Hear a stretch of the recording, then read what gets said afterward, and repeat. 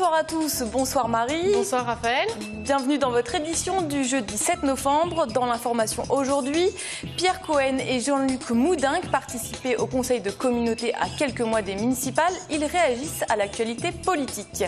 La ministre déléguée en charge des personnes âgées et de l'autonomie, Michèle Delaunay, était à Toulouse pour le 38e congrès des établissements hospitaliers.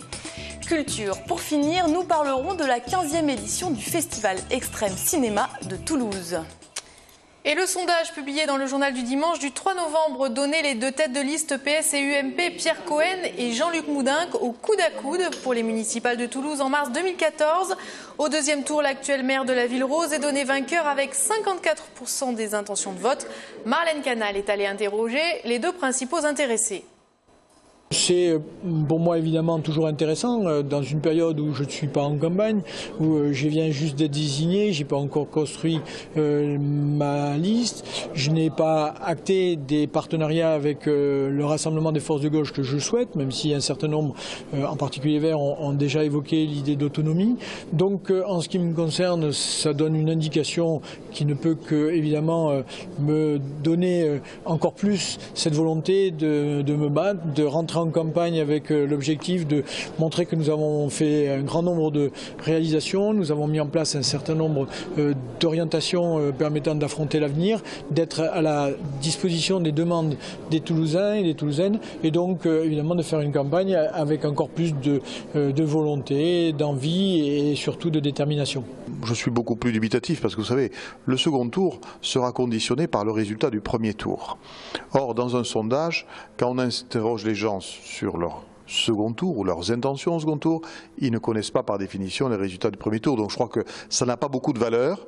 C'est le premier tour qu'il faut travailler. Nous y travaillons et en particulier nous expliquons que la tentation de voter pour le Front National est une hypothèse qui conduirait immanquablement à la réélection du maire sortant, puisqu'il suffit de 10% pour le Front National au premier tour pour être au second tour.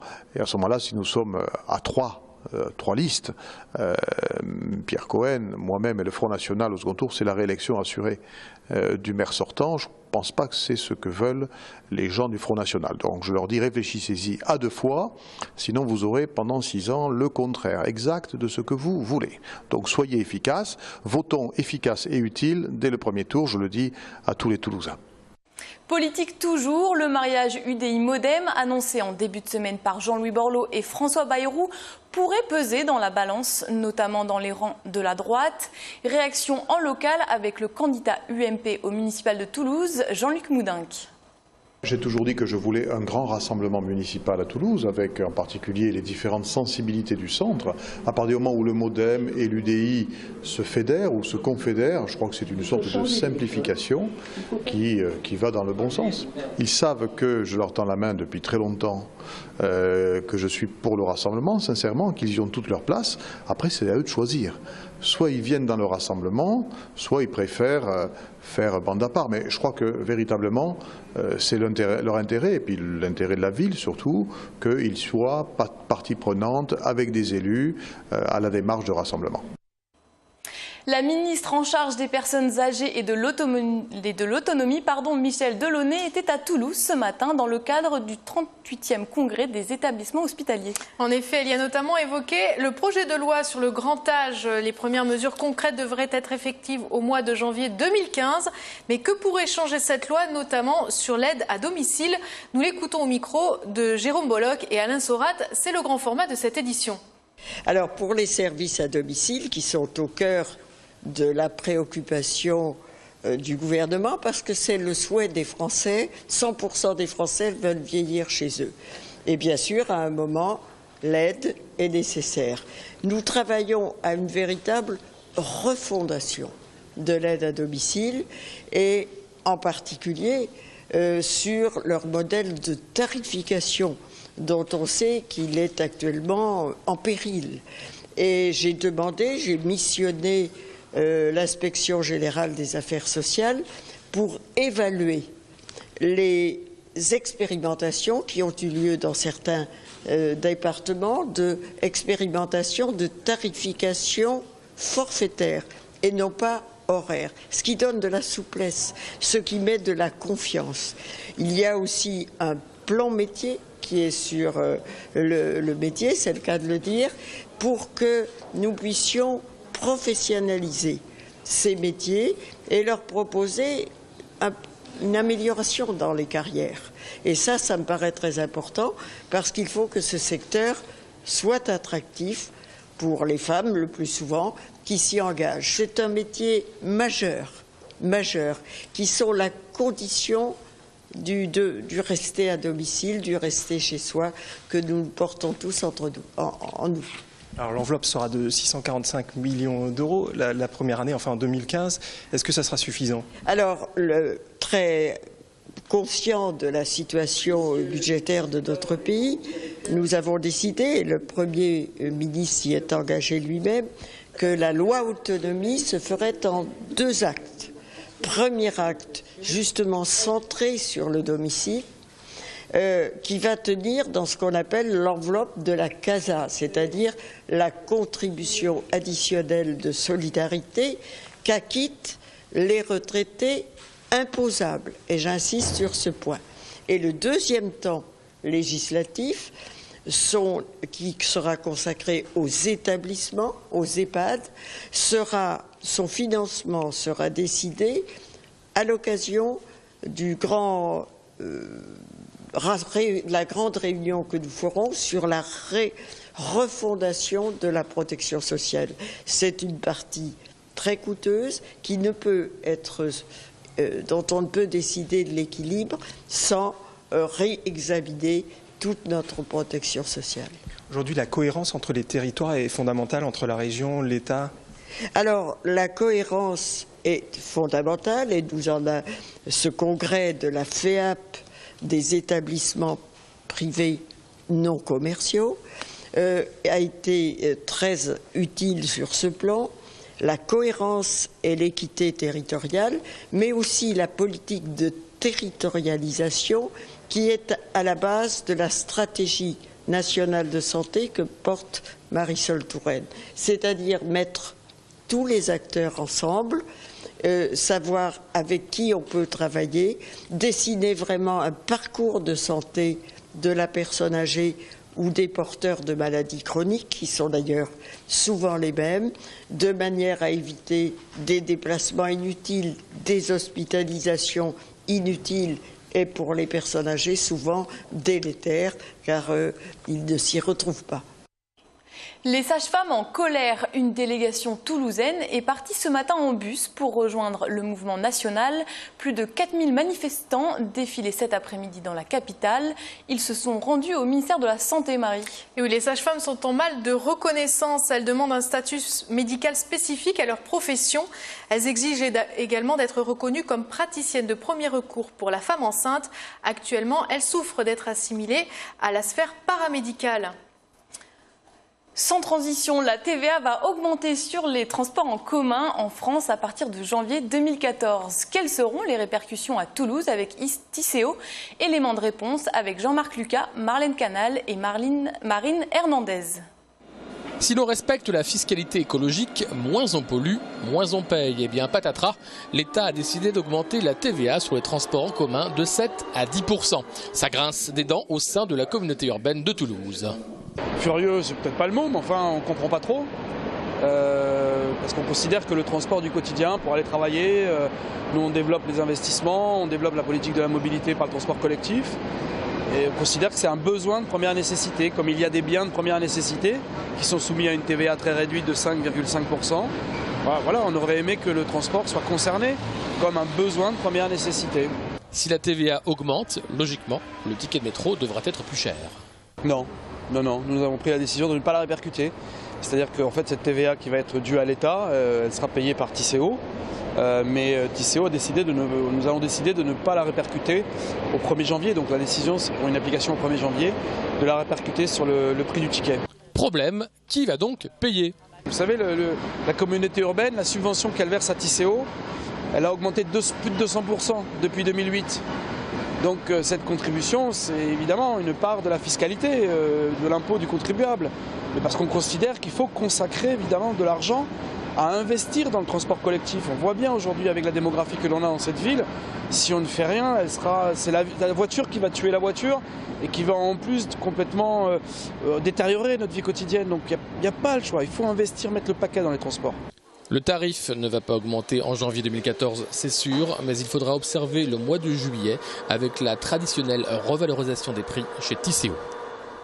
Et sachez que la hausse de la TVA entraînerait une perte des recettes commerciales estimée entre 2 et 3 millions d'euros annuels pour Tisséo. On passe au transport à présent. Effectivement, la vélostation de la gare Toulouse-Matabio a été inaugurée ce matin. Ouverte depuis le mois de juin, c'est la plus grande de France. Ne vous méprenez pas, cette vélostation n'a rien d'une station de Vélib. C'est tout simplement un parc à vélo. L'objectif, inciter les usagers à préférer la bicyclette à la voiture. Le principe de la vélostation est simple, il s'agit de faire du vélo le meilleur allié du train. Conçue comme une solution complémentaire au transport quotidien, elle compte déjà des adeptes. Je travaille près du commissariat de police donc des Minimes, donc ça me fait 15 minutes le matin et 15 minutes le soir, et voilà. Et c'est génial. Au lieu de prendre le métro, d'être entassé dans le métro comme les gens le sont quand on commence à 9h ou 9h30, je suis libre, je prends mon vélo, je fais du sport et je suis tranquille et libre. Outre ces 678 places de stationnement pour vélo, la station propose également des consignes, une station de gonflage, une fontaine, une trousse à outils et même des prises pour recharger les vélos à assistance électrique. Bref, l'équipement complet du parfait cycliste citadin. Cette création s'inscrit dans l'expérimentation de la région afin de favoriser les modes doux de déplacement. Ce type d'installation participe à une démarche de développement durable, bien entendu. Le train, d'une façon générale, est un mode de déplacement particulièrement intéressant de ce point de vue. Le fait d'offrir une installation de cette nature permet à des usagers d'utiliser des vélos qui eux-mêmes constituent un mode de déplacement particulièrement écologique. Et donc là, on est dans une chaîne que nous souhaitons développer. Pour les usagers réguliers de la SNCF, l'abonnement mensuel revient à 30 €, 38 € pour les autres clients. Pour l'instant, la vélostation de la gare Toulouse-Matabio compte 126 abonnés. Il reste donc de la place. Et Martin Malvy était présent à cette inauguration. Nous en avons profité pour l'interroger sur sa nouvelle distinction. Il y a 2 jours, François Hollande élevait le président de région au grade d'officier de la Légion d'honneur. C'est une reconnaissance. Je ne suis pas de ceux qui courent après les médailles. Ça n'a jamais été. Il y a une petite satisfaction personnelle, mais qui n'a rien d'orgueil ou les compléments, on les prend avec modestie. Et puis on se dit toujours que s'il y a une distinction, elle ne vous revient pas à vous tout seul. Elle revient aussi à tous ceux avec qui, au cours de votre vie, vous avez travaillé, vous continuez à travailler. On ne fait jamais rien seul. On impulse seul. On donne du mouvement. Mais on ne fait jamais tout seul. Il faut toujours être plusieurs. D'ailleurs, on est beaucoup plus intelligent à plusieurs que tout seul. Sport à présent avec du handball. Le Phénix reçoit Saint-Raphaël ce soir dans le cadre de la 8e journée du championnat de France. Le match est à 20h30 au Palais des Sports André Brouat. Les Toulousains comptent bien rester en haut du classement. Ils occupent actuellement la 4e place de la première division. On continue avec le sport et du foot. Le tirage au sort des 8e de finale de la Coupe de la Ligue a rendu son verdict. Pas de chance pour le TFC, mais une belle affiche car les Violets devront se déplacer au stade Vélodrome pour affronter Marseille à la mi-décembre. Et rugby pour finir, quel joueur toulousain dans le 15 de France pour affronter la Nouvelle-Zélande? Le sélectionneur a tranché, 5 Toulousains seront titulaires, Huget, Fritz, Médard, Dussautoir et Maestri. 2 seront remplaçants, Doussin et Ficou. A noter que Yannick Nyanga, qui faisait partie du rassemblement du 15 de France, n'a pas été retenu. La faute à une vilaine blessure à l'oreille. Il est depuis rentré à Toulouse, c'est ce qu'il a fait savoir hier sur son compte Twitter.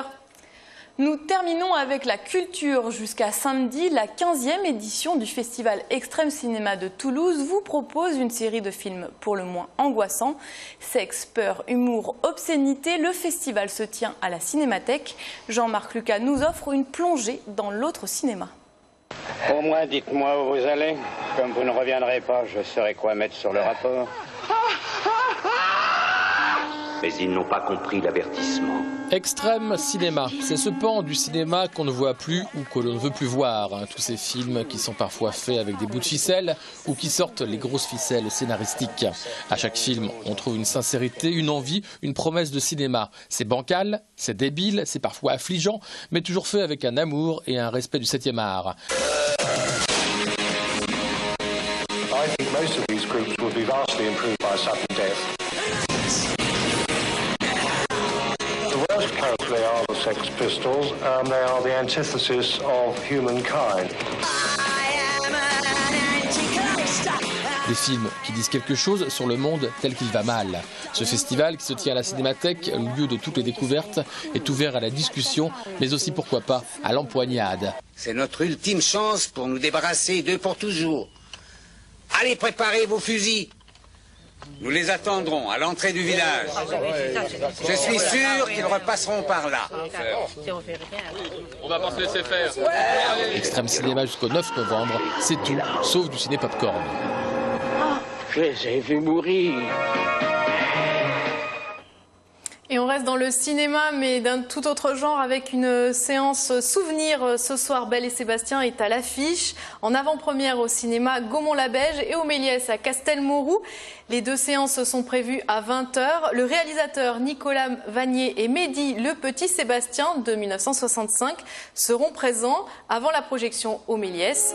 Ils retrouveront les spectateurs du La-Beige à la fin du film. Tiré d'une nouvelle de Cécile Aubry, le long métrage sortira le 18 décembre. Alors, petite canaille, t'as pas vu la bête? Elle rôde dans le coin.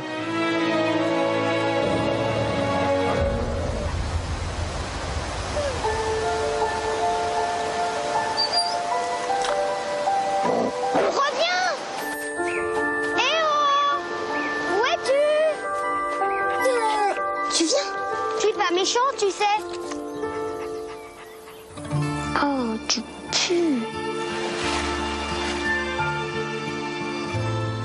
T'es beau en fait. T'es pas beau. T'es belle. Si tu le veux, nous serons. Qu'est-ce que tu me caches? Des chiens battus, j'en ai connu. J'ai même connu des gars qui ont essayé de les sauver. Ça finit toujours très mal. Moi, je sais pourquoi elle t'a mordu la bête. Tu pues tellement que t'as pris pour un bouc. Et voilà une belle histoire d'amitié pour conclure le journal, Raphaël. Tout à fait, plein de souvenirs qui remontent, n'est-ce pas?